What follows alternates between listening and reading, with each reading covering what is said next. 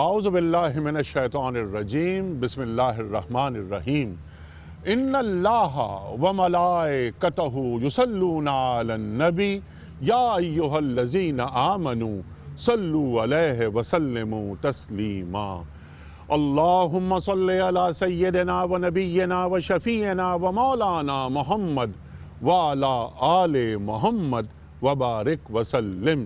محترم خواتین و حضرات، السلام علیکم۔ روح رمضان کے ساتھ ایک بار پھر حاضر میں ہوں آپ کا میزبان انیق احمد۔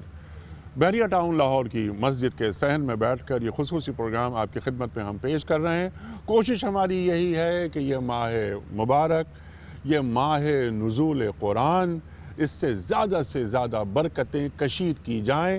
یہ ماہ رمضان ہے ہی نیکیوں کا، برکتوں کا موسم بہار۔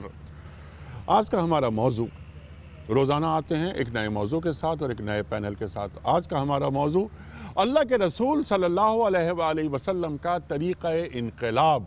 آپ نے کس طرح ایک خطے میں انقلاب برپا کیا اور وہ انقلاب پوری دنیا پر چھا گیا۔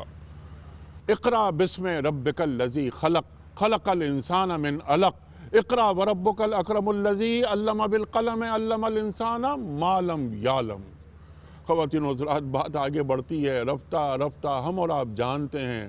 میں اپنی بات کو چھوٹا کرتے ہوئے، اختصار سے کام لیتے ہوئے، قل جاء الحق وزہق الباطل ان الباطل کان زہوقا تک بات پہنچتی ہے، اور پھر هو الذی ارسل رسولہ بالہدی والدین الحق لیظہرہ علی الدین کلہ وکفی باللہ شہیدا۔ کہاں تک بات پہنچی؟ کیسے بات پہنچی؟ یتلو علیہم آیاتہ ویزکیہم ویعلمہم الکتاب والحکمہ۔ اگر اس کو ہٹا دیا جائے تو کیا انقلاب کی اس منزل تک ہم پہنچ سکتے ہیں کہ جس کی بنیاد سرکار دو عالم صلی اللہ علیہ وآلہ وسلم نے رکھی؟ حضرت امام مالک کا قول یاد آیا کہ امت کے آخری حصے کی اصلاح بھی اسی طرح ہوگی جس طرح امت کے پہلے حصے کی اصلاح ہوئی تھی۔ خواتین و حضرات، وقت کے جید علماء تشریف فرما ہیں، ان سے سیکھیں گے کہ اللہ کے رسول صلی اللہ علیہ وآلہ وسلم اور قرآن ہمیں کیا تعلیم کرتا ہے۔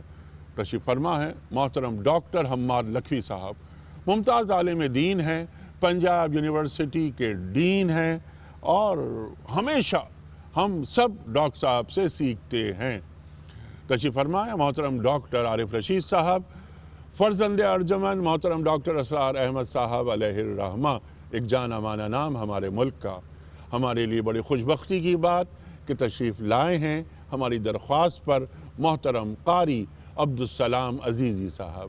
قاری عبدالسلام عزیزی صاحب کا ایک نمایاں اور ایک منفرد نام اور مقام فن تلاوت میں، فن قرأت میں۔ خواتین و حضرات، ہم آپ کو خوش آمدید کہتے ہیں، اور ثنا خوان رسول کریم صلی اللہ علیہ وآلہ وسلم محترم اختر قریشی صاحب، ہمارا وہ روایتی انداز نعت خوانی کا، جب ہم اختر قریشی صاحب کی نعت سنتے ہیں تو ہمارے ذہنوں میں وہی گونج تازہ ہو جاتی ہے، وہی آواز تازہ ہو جاتی ہے کہ ہمارے اسلاف نعت خوانی کے اسی انداز کو اپنائے ہوئے تھے۔ خواتین و حضرات، اللہ کے بابرکت نام سے پروگرام کا آغاز کرتے ہیں۔ سورہ فتح اور آیت نمبر 28 کی تلاوت کی سعادت حاصل کریں گے محترم قاری عبدالسلام عزیزی صاحب۔ قاری صاحب۔ اعوذ باللہ من الشیطان الرجیم، ماشاءاللہ۔ بسم اللہ الرحمن الرحیم۔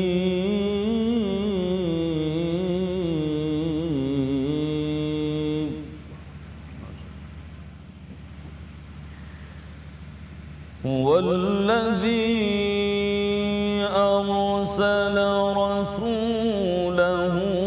بالهدى ودین الحق لیظہرہ علی الدین کلہ۔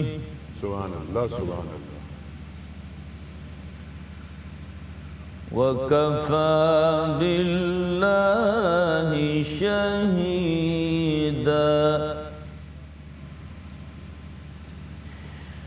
هُوَ الَّذِي أَرْسَلَ رَسُولَهُ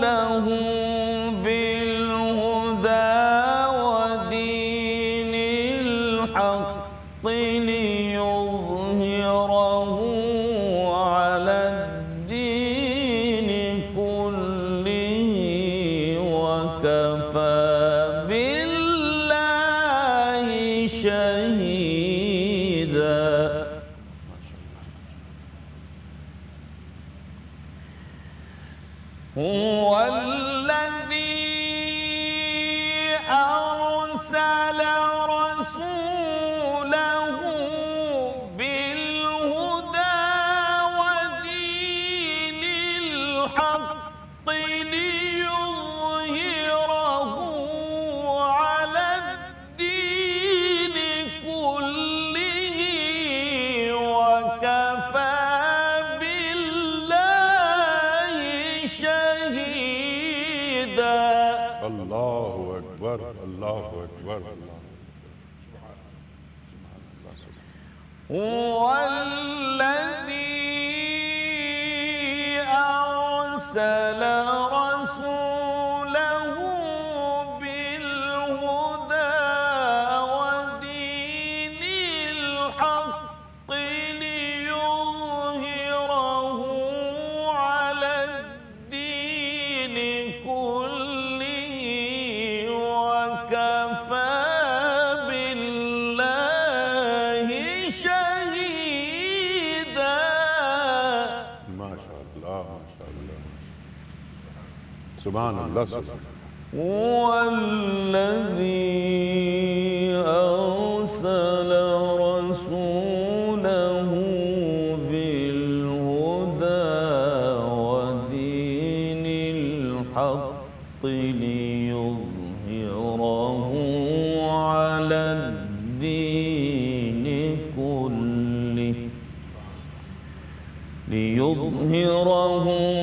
على الدين كله وكفى بالله شهيدا.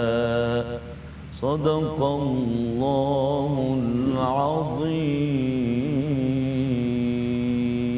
جزاک اللہ قاری صاحب، سبحان اللہ، سبحان اللہ، سبحان اللہ، سبحان اللہ. قاری عبدالسلام عزیزی صاحب نے سورہ فتح کی آیت نمبر 28 کی تلاوت کی سعادت حاصل کی. ترجمہ پیش کر رہا ہوں. وہ اللہ ہی ہے جس نے اپنے رسول صلی اللہ علیہ وآلہ وسلم کو ہدایت اور دین حق کے ساتھ بھیجا ہے تاکہ اس کو پوری جنس دین پر غالب کر دے، اور اس حقیقت پر اللہ کی گواہی کافی ہے. صدق اللہ العظیم. خواتین و حضرات، سرکار دو عالم صلی اللہ علیہ وآلہ وسلم کا طریقہ انقلاب، یہ ہے ہمارا آج کا موضوع. وقت جید علماء تشریف فرما ہے، وہ ہمیں سکھائیں گے، ہماری علم کمی کو پورا کریں گے کہ ہمارا دین انقلاب کے تعلق سے کیا فرماتا ہے، قرآن اور صاحب قرآن کیا فرما رہے ہیں. تفصیلی گفتگو ہوگی، لیکن ایک بریک کے بعد ایک چھوٹا سا بریک. ویلکم بیک خواتین و حضرات، روح رمضان میں ایک بار پھر خوش آمدید. ہم بیٹھے ہیں بحریہ ٹاؤن لاہور کی مسجد کے صحن میں، اور یہ خصوصی پروگرام ہم پیش کر رہے ہیں آپ کی خدمت میں روح رمضان کے حوالے سے. موضوع ہمارا سرکار دو عالم صلی اللہ علیہ وآلہ وسلم کا طریقہ انقلاب. وقت ہے نعت رسول مقبول صلی اللہ علیہ وآلہ وسلم کی سماعت کا.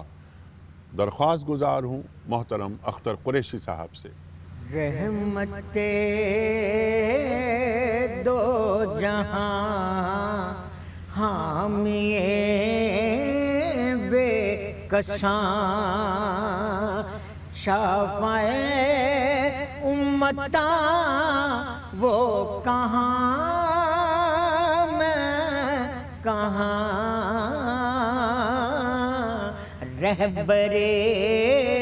رہبراں سرور سروراں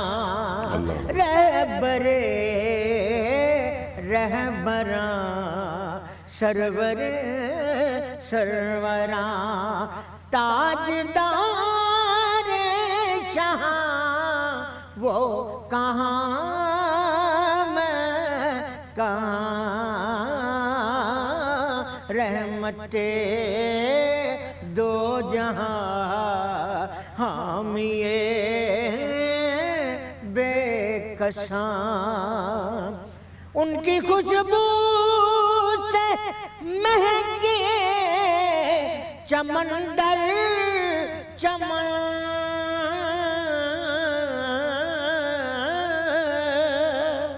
ان کی خوشبو سے مہکے چمن در چمن تذکرے آپ کے انجمن انجمن تذکرے آپ کے انجمن انجمن چاند کی چاندنی تاروں کی روشنی ان کے رخ سے آیا وہ کہاں میں کہاں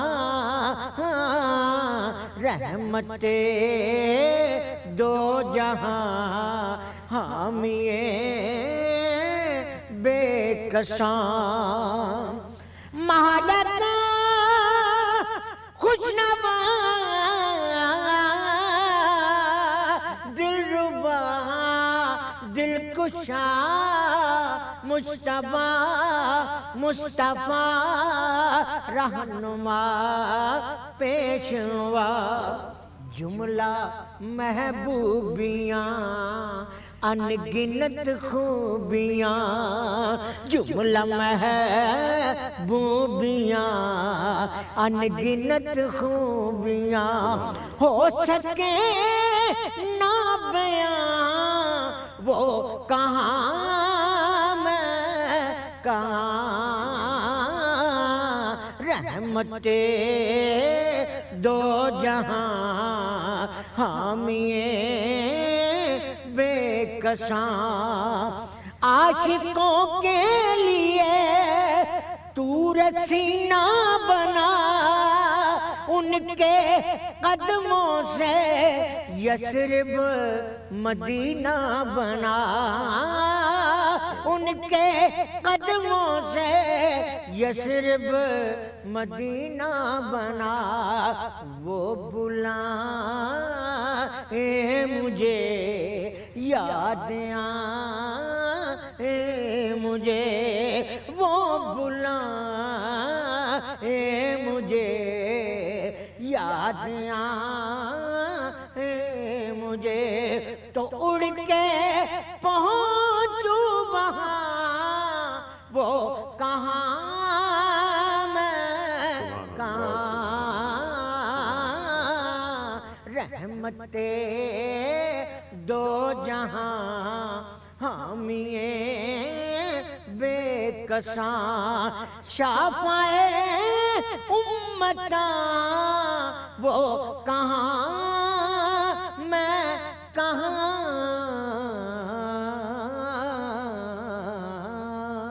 سبحان اللہ سبحان اللہ سبحان اللہ سبحان اللہ۔ ڈاکٹر صاحب آپ سے آغاز کر رہے ہیں۔ انٹرو میں نے کچھ کہنے کی کوشش کی انقلاب کے تعلق سے۔ آج بڑا غلغلہ رہتا ہے پوری دنیا بھر میں، اور تاریخ میں بھی انقلابات کئی آئے، لیکن ایک انقلاب لائے وجہ وجود کائنات محمد مصطفیٰ احمد مصطفیٰ صلی اللہ علیہ وآلہ وسلم۔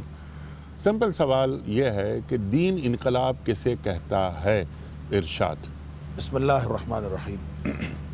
دیکھیں، لفظ انقلاب جو ہے یہ حالت کے پلٹ جانے کو کہتے ہیں، کہ ایک حالت بالکل دوسری میں تبدیل ہو جائے۔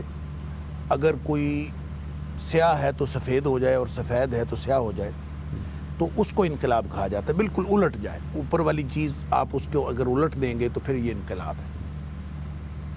اب نبی اکرم صلی اللہ علیہ وسلم جب تشریف لائے ہیں تو اس کی کیفیت قرآن یہ کہتا ہے کہ اذ کنتم اعداء فالف بین قلوبکم، اور دوسری بات قرآن یہ کہتا ہے کہ کنتم علی شفا حفرۃ من النار فانقذکم منہا، کہ تم آگ کے گڑھے کے کنارے پہنچ چکے تھے اور اللہ تعالیٰ نے تمہیں بچا لیا۔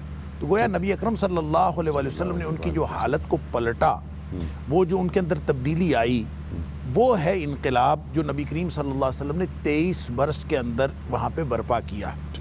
وہاں پہ جو حالت تھی اس کی جتنی بھی تفصیلات ہیں، ایک چیز ہے جہالت اور ایک ہے جاہلیت۔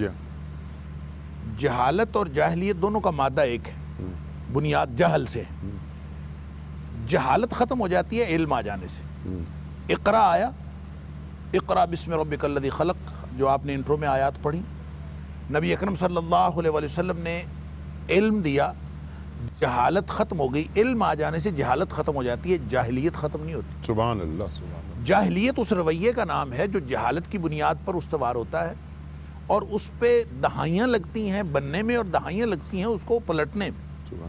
لہٰذا وہ جو جاہلیت والے لوگ تھے جنہوں نے ایک خاص طرز زندگی پچھلی کئی دہائیوں سے اختیار کر رکھا تھا، ان کو تبدیل کرنے کے لیے جو نبی اکرم صلی اللہ علیہ وسلم نے وہاں پہ محنت فرمائی ہے، جس کی بنیاد ایمان ہے، پھر اس کی آگے تفصیلات ہیں، جو نبی کریم صلی اللہ علیہ وسلم نے محنت فرمائی ہے۔ 23 برس نبی پاک صلی اللہ علیہ وسلم ان کو دین سکھاتے رہے، نبی پاک صلی اللہ علیہ وسلم ان کو پڑھاتے رہے، ان کو تزکیہ بھی کیا، طہارت بھی کی۔ قرآن نے 4 جو نبی پاک صلی اللہ علیہ وسلم کے بنیادی مقاصد بتائے ہیں، نبی پاک صلی اللہ علیہ وسلم نے قرآن حکیم کی تعلیم بھی ان کو کی، کتاب سکھائی بھی، تلاوت آیات بھی کی، ان کا تزکیہ بھی کیا۔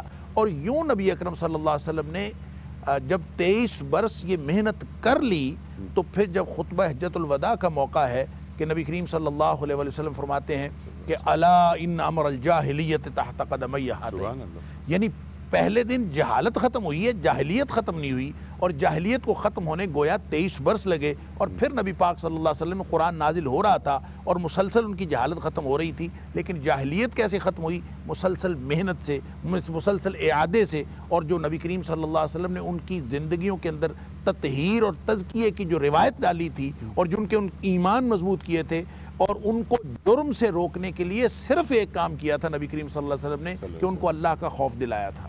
اور ایک اللہ کا خوف ہے جو کسی کو جرم سے روک سکتا ہے۔ آپ ساری دنیا میں جتنے مرضی انتظامات کر لیں، داخلی استحکام کر لیں، خارجی استحکام کر لیں، پولیسنگ سسٹم بنا لیں، فوج کا سسٹم بنا لیں، آپ ان کو روزگار دے دیں، جرم ختم نہیں ہوتا۔ جرم ختم ہوتا ہے تو صرف اللہ کے خوف سے ختم ہوتا ہے، اور نبی اکرم صلی اللہ علیہ وسلم نے اسی بنیاد پر وہ انقلاب برپا کیا جس سے جہالت بھی ختم ہوئی اور جاہلیت بھی ختم۔ سبحان اللہ سبحان اللہ۔ لیکن اس کے لیے تلاوت آیات، تزکیہ، کتاب و حکمت کی تعلیم، یہ پروسیس، بلکہ یہ دعائے ابراہیم خلیل اللہ، اللہ اکبر، 2000 سال بعد یہ دعا قبول ہو رہی ہے۔ ڈاکٹر صاحب یہ سوال آپ ہی سے ہے، میرا اگلا سوال، کیا قرآن کریم کو انقلاب کی واحد قوت بنائے بغیر انقلاب آ سکتا ہے؟ اگر انقلاب آتا ہے تو کیا وہ محض انقلاب روس کی طرح انقلاب نہیں رہے گا؟ ارشاد۔ اصل میں انقلاب جن بنیادوں پہ آتا ہے نا، وہ اس کی جو سسٹینیبلٹی ہے، جو اس کو باقی رکھنے کے لیے وہ بنیاد اصل میں کردار ادا کرتی ہے۔ تو کس بنیاد پر انقلاب آتا ہے؟ آپ ٹیکنالوجیکل انقلاب کی بات کر لیں، آپ انقلاب فرانس کی بات کر لیں، آپ انقلاب روس کی بات کر لیں، آپ کسی بھی بنیاد دیکھیں، ان کی بنیاد کیا ہے؟ کہ ان کی بنیاد سوائے مادی مفادات کے اور اپنے جو مادی جو وسائل ہیں ان کو حاصل کرنے کے، اس کے علاوہ تو اس کی کوئی بنیاد نہیں ہے۔ لہٰذا جب بھی کوئی انقلاب جسم کے اوپر آئے گا یا جسمانی خواہشات کی بنیاد پر آئے گا تو یہ تو وہی بات ہے جو اقبال نے کہی تھی کہ شاخ نازک پہ جو آشیانہ بنے گا ناپائیدار ہوگا۔ تو جو وہ جتنا مرضی آپ کرتے رہیں یہ ناپائیدار آشیانہ ہے، اور جب تک وہ بنیاد نہیں ہوگی، قلوب نہیں بدلیں گے تو انقلاب نہیں آئے۔ سبحان اللہ سبحان اللہ۔ جب تک قلوب نہیں بدلیں گے انقلاب نہیں آ سکتا۔ قلب انقلاب، اس پہ بھی آپ سے بات کروائیں گے۔ خواتین و حضرات، بریک کی طرف جا رہے ہیں، واپس آئیں گے، یہی بات، یہی سوالات، یہی نکات ہم رکھیں گے محترم ڈاکٹر عارف رشید صاحب کی خدمت میں، اور سیکھیں گے کہ دین انقلاب کسے کہتا ہے۔ دل کے پلٹ جانے کو، دل کا پلٹ جانا ایک انقلاب سوویت یونین کا انقلاب تھا، لینن لے کر آئے انقلاب، انتہائی پڑھی لکھی شخصیت لینن کی، لیکن وہ انقلاب جس کا تقاضا قرآن کریم کرتا ہے ایک مسلمان سے، مردم سازی، انسان سازی، 13 برس مکے کے، اس میں وہ قدسی نفوذ جو تیار ہوئے وہ کہیں اور تیار نہیں ہو سکتے، اور وہاں سے بات آگے بڑھ رہی ہے۔ خواتین و حضرات، وَجَلِّ مِن لَدُنْكَ سُلْطَانًا نَصِيرًا، وہاں بھی لے کر آئیں گے یہ بات کہ اللہ تعالیٰ ہجرت کے وقت اپنے رسول صلی اللہ علیہ وآلہ وسلم کو یہ دعا کیوں سکھا رہا ہے، اور قرآن کریم میں رکھ دی گئی یہ دعا تاکہ قیامت تک لوگ پڑھتے رہیں، رب ادخلنی مدخل صدق واخرجنی مخرج صدق وجلی من لدنک سلطانا نصیرا، یعنی اقتدار کو میرا مددگار بنا۔ اقتدار، ریاست، انقلاب، ان کا آپس میں کیا تعلق ہے، یہ ڈاکٹر صاحب آپ ہمیں تعلیم کریں گے ایک بریک کے بعد۔ ویلکم بیک خواتین و حضرات، روح رمضان میں ایک بار پھر خوش آمدید۔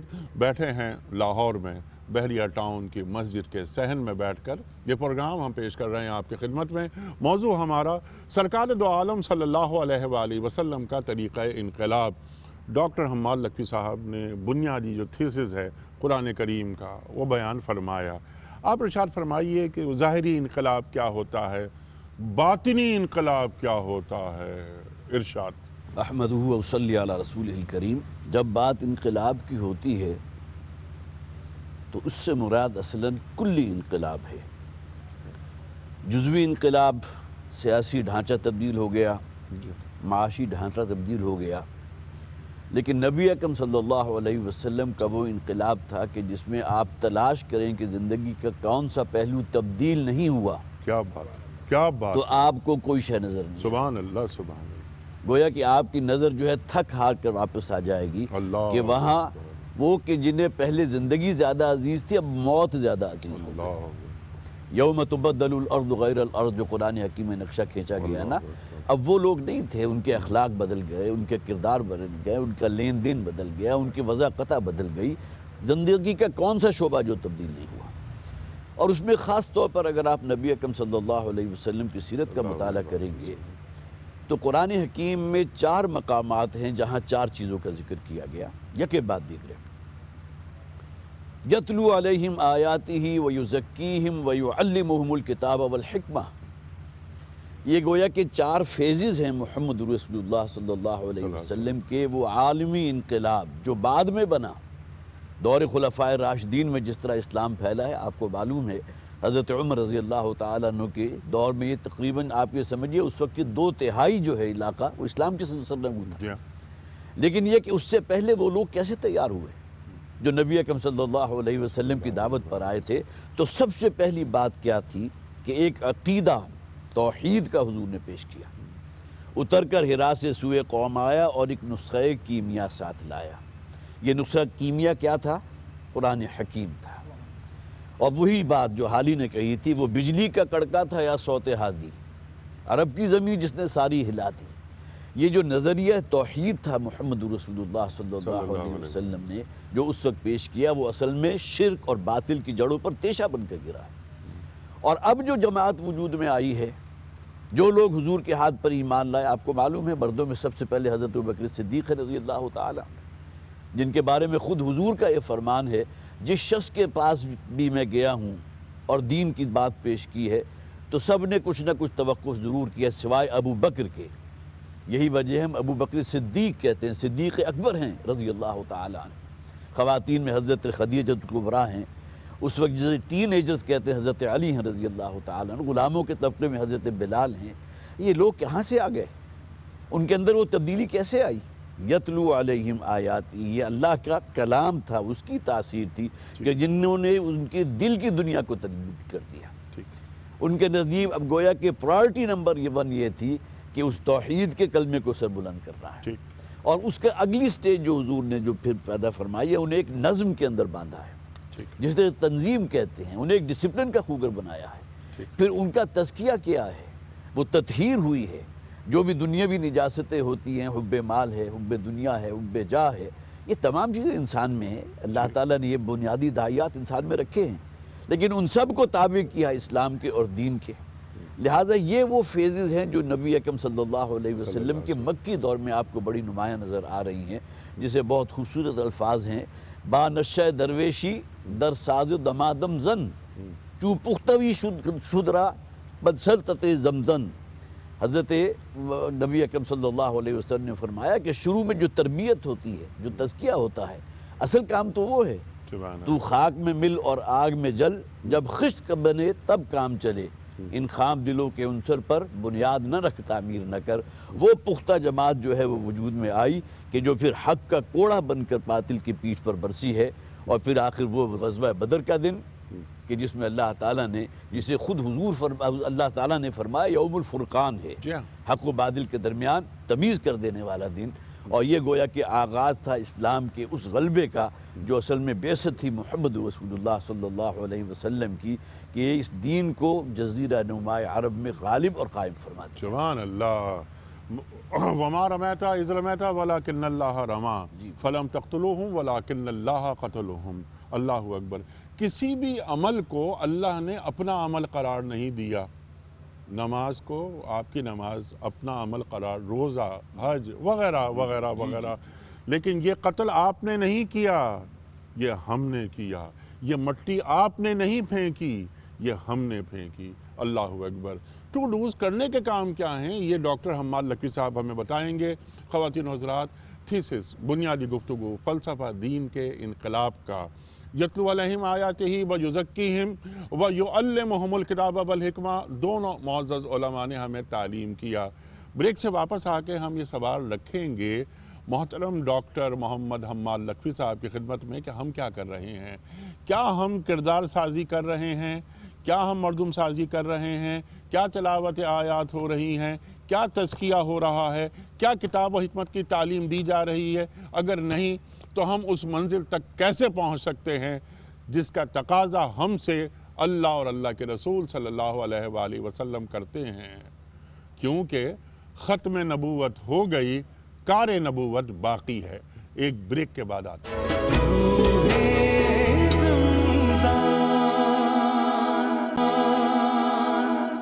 ویلکم بیک خواتین و حضرات. روح رمضان میں ایک بار پھر خوش آمدید.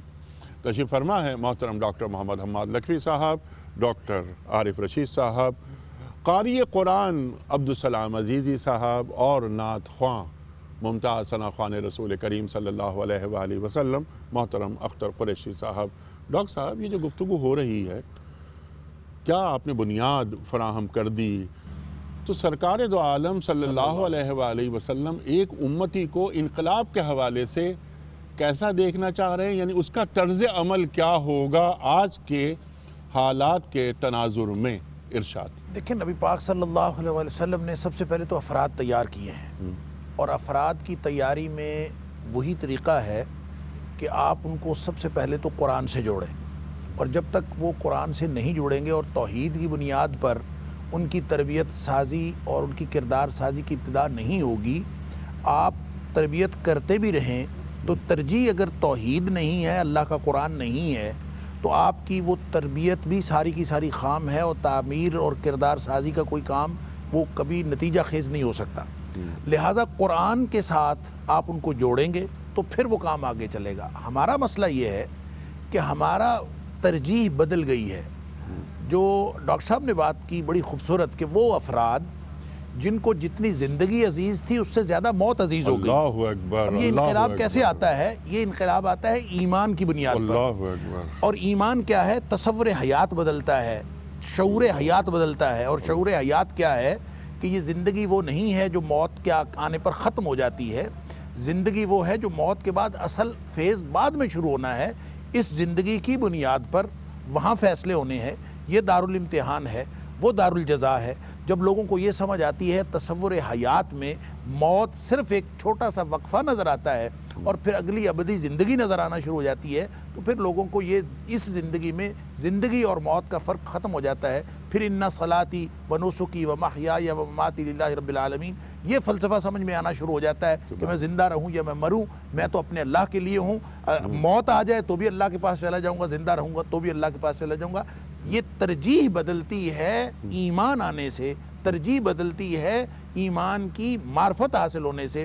جب تک انسان کو یہ بات نہ سمجھائی جائے، اور نبی پاک صلی اللہ علیہ وسلم نے یہی بات سمجھائی تھی جس کو میں نے شروع میں کہا کہ اللہ کا خوف دلایا تھا. اللہ کا خوف کیا ہے؟ قرآن کہتا ہے وَأَمَّا مَنْ خَافَ مَقَامَ رَبِّهِ وَنَهَى النَّفْسَ عَنِ الْهَوَىٰ. جو ہی جس شخص کے دل میں یہ خوف پیدا ہوگا کہ میں نے اللہ کے سامنے جانا ہے، جواب دہی وَنَهَى النَّفْسَ عَنِ الْهَوَىٰ، فوراً پہلا اس کا نتیجہ یہ ہوتا ہے کہ اپنی خواہشات کو روک لیتا ہے. اور جب وہ روکتا ہے اپنے نفس کو اپنی خواہشات سے، فَإِنَّ الْجَنَّةَ هِيَ الْمَأْوَىٰ، یہی وہ راستہ ہے جو جنت کی طرف جاتا ہے. تو اصل ترجیح ہے جو ہماری آج کے دور میں، جو آپ نے کہا کہ ہمارا مسئلہ کیا ہے، ہمارا مسئلہ یہ ہے کہ ہماری ترجیح یہ نہیں رہا. ہماری ترجیح کیا ہے؟ ہماری ترجیح یہ ہے کہ ہم اپنا جو مادی مفادات ہیں، مالی معاملات ہیں، جو دنیا کی زندگی ہے، جو کافروں کا طرز عمل ہے وہی ہمارا طرز عمل ہے، جو ان کی ترجیحات ہے وہی ہماری ترجیحات ہیں۔ تو نبی اکرم صلی اللہ علیہ وسلم نے فرمایا کہ جب دین تمہاری ترجیح نہیں رہا تو جو دین غالب ہونے کے لیے آیا تھا، مسلمان غالب ہونے کے لیے نہیں آئے، دین غالب ہونے کے لیے آیا ہے۔ لہٰذا جب دین ترجیح نہیں رہے گا تو مسلمان بھی مغلوب ہو جائیں گے۔ اچھی بات کہی۔ یعنی مسلمان غالب ہوں گے اگر دین غالب ہوگا۔ تو آپ نے جو آیت قاری صاحب نے شروع میں تلاوت کی تو دین غالب ہونے کے لیے آیا۔ اب مسلمان کیا ہے؟ نبی پاک صلی اللہ علیہ وسلم نے فرمایا اذا تبایعتم بالعینہ واخذتم اذناب البقر ورضیتم بالزرع، جب تمہارے خیالات، تمہاری ترجیحات بس صرف اپنے مالی مفادات تک رہ گئیں کہ تمہارا کاروبار ٹھیک ہو، تمہاری کاشتکاری ٹھیک ہے، کھیتی باڑی چل رہی ہے، معاملات ٹھیک چل رہے ہیں، وَتَرَكْتُمُ الْجِهَادِ، جو اللہ کے لیے، اللہ کے دین کے لیے مر مٹنے کا رستہ تھا وہ تم نے چھوڑ دیا، فرمایا سلط اللہ علیکم ذلًا، اللہ تمہارے اوپر ذلت اور رسوائی مسلط کر دے گا۔ اب ظاہر ہے کہ جو دین غالب ہونے کے لیے آیا وہ مغلوب ہو گیا، ذلت و رسوائی مسلط ہو گئی۔ کس نے کی؟ اللہ نے کی، اور جس اللہ نے ذلت و رسوائی مسلط کی ہے وہی واپس کرے گا نا، کسی اور طریقے سے واپس نہیں ہوگی۔ تو فرمایا لا ینزعہ، وہ واپس نہیں کرے گا حتی ترجعوا الی دینکم، جب تک کہ تم دین کو ترجیح نہیں بناؤ گے، اپنے دین کی طرف واپس نہیں آؤ گے، وہ یہ ذلت و رسوائی کبھی ختم نہیں ہو سکتی اور مغلوبیت ختم نہیں ہو سکتی۔ سبحان اللہ، سبحان اللہ۔ تو وہ طریقہ کار وضع کیا جائے، اپنایا جائے جس کا تقاضا دین کرتا ہے۔ انقلابات تو آتے رہتے ہیں، لیکن جو دنیاوی انقلاب، مادی انقلاب آتے رہے، آج بھی آ رہے ہیں، دینی انقلاب کچھ اور ہوتا ہے۔ اور کیا اچھی بات آپ نے فرمائی کہ مسلمانوں کا غالب آنا نہیں، دین کا غالب آنا یہ بنیادی شرط ہے۔ خواتین و حضرات، ایک بریک کی طرف جا رہے ہیں، واپس آئیں گے اختر قریشی صاحب سے نعت رسول مقبول صلی اللہ علیہ وآلہ وسلم کی درخواست کریں گے۔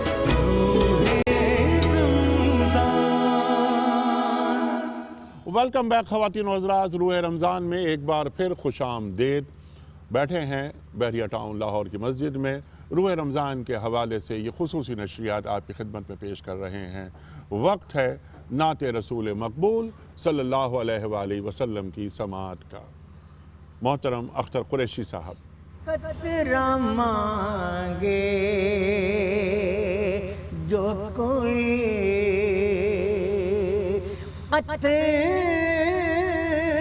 مانگے جو کوئی، تو سے دریا دے دے،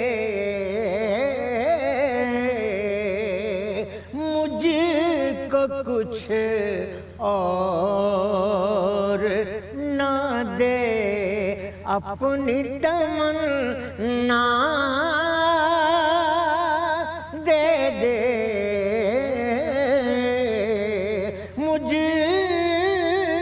کو کچھ اور نہ دے، اپنی تمنا دے دے، قطرہ مانگے جو کوئی،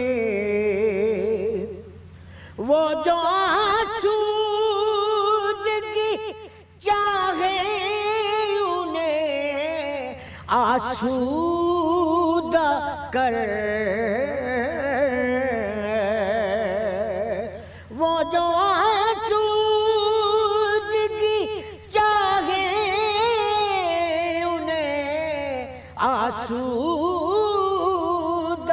کر،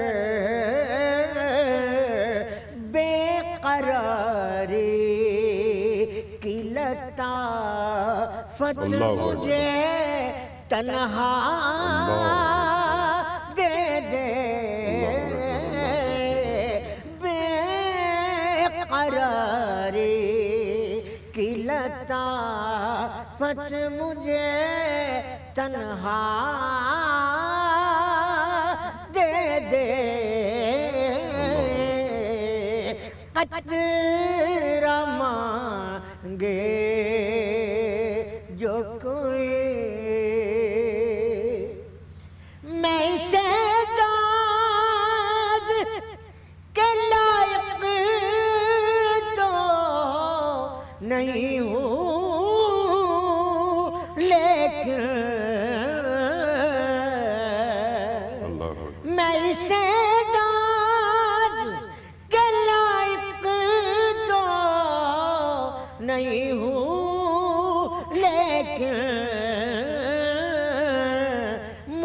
کو ہم سائیگیے گنبد خضرا دے دے مجھ کو ہم سائیگیے گنبد خضرا دے دے قطرہ مانگے جو کوئی تیری رحمت کا یہ اعجاز نہیں تو کیا ہے کہ قدم اٹھے تو زمانہ مجھے رستہ دے دے قدم اٹھے تو زمانہ مجھے رستہ دے دے قطرہ مانگے جو کوئی تو اسے دریا دے دے مجھ کو کچھ اور نہ دے اپنی تمنا دے دے سبحان اللہ سبحان اللہ سبحان اللہ۔ ڈاکٹر صاحب بالکل لاسٹ منٹ جاری ہیں، آپ نے اور ڈاکٹر صاحب نے جو گفتگو کی اور انقلاب کے حوالے سے جو فلسفہ ہے، جو دین کا تقاضا ہے، وہ آپ نے بیان فرمایا۔ تعلیم فرما دیجئے کہ کرنے کے کام کیا ہیں، ٹو ڈوز، اور جو دین جس انقلاب کی بات کرتا ہے دین ہمارا، کیا وہ مقاصد ہم سیاسی ذرائع سے حاصل کر سکتے ہیں؟ سب سے پہلی بات تو یہ ہمارے پیش نظر رہنی چاہیے کہ ہمارا دین ہم سے تقاضا کرتا ہے کہ اپنے آپ کو جہنم سے بچانے کی فکر کرو۔ سبحان اللہ۔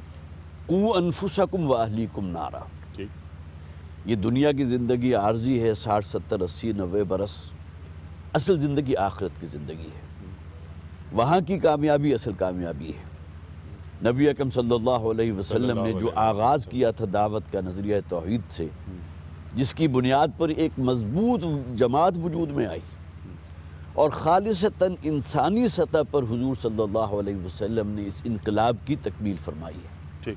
اگر آپ کے ذہن میں ہو غزوہ بدر ہے، غزوہ احد ہے، خاص طور پر غزوہ احد کا اگر میں حوالہ دوں ٹھیک۔ تو نبی اکرم صلی اللہ علیہ وسلم جس میں شدید زخمی بھی ہوئے ہیں، آپ کا چہرہ مبارک خون سے رنگین ہو گیا ہے، اور اسی کیفیت میں حضور نے یہ بھی فرمایا تھا کیف یہدی اللہ قوما خضبوا وجہ رسولہ بالدم، ٹھیک۔ کہ اللہ تعالیٰ اس قوم کو کیسے ہدایت دے سکتا ہے کہ جس نے اپنے رسول کے چہرے کو خون سے رنگین کر دیا۔ پہلا کام اس وقت امت کیا کرے؟ اس وقت سب سے پہلا کام جو انسان کو کرنا چاہیے کہ اپنے اندر انقلاب پیدا کرے، اپنی سوچ، اپنا ذہن، اس کی پرائرٹیز، اور قرآن کریم سے استنباط کرتے ہوئے، قرآن سے روشنی لیتے ہوئے۔ ڈاکٹر صاحب میں آپ کا بڑا ممنون، بڑا شکر گزار آپ تشریف لائے۔ ڈاکٹر حماد لکھوی صاحب میں آپ کا بڑا ممنون، عبدالسلام عزیزی صاحب سبحان اللہ آپ تشریف لائے۔ اختر قریشی صاحب سلامت رہیے سبحان اللہ۔ خواتین و حضرات، دین کا طریقہ انقلاب کیا ہے، قرآن کریم کیا بیان فرما رہا ہے، صاحب قرآن کیا بیان فرما رہے ہیں، ہمارے معزز علماء اللہ انہیں سلامت رکھے تشریف لائے اور ہمیں آگاہ کیا، ہماری علمی کمی کو دور کیا۔ لیکن تلاوت آیات، تزکیہ، کتاب و حکمت کی تعلیم کے بغیر کوئی انقلاب اگر آتا ہے، برپا ہوتا ہے، رونما ہوتا ہے، وہ سب کچھ ہو سکتا ہے، انقلاب نہیں ہو سکتا۔ خواتین و حضرات، اپنے میزبان انیق احمد کو بحریہ ٹاؤن لاہور کی مسجد کے صحن سے اجازت دیجیے۔ خدا حافظ۔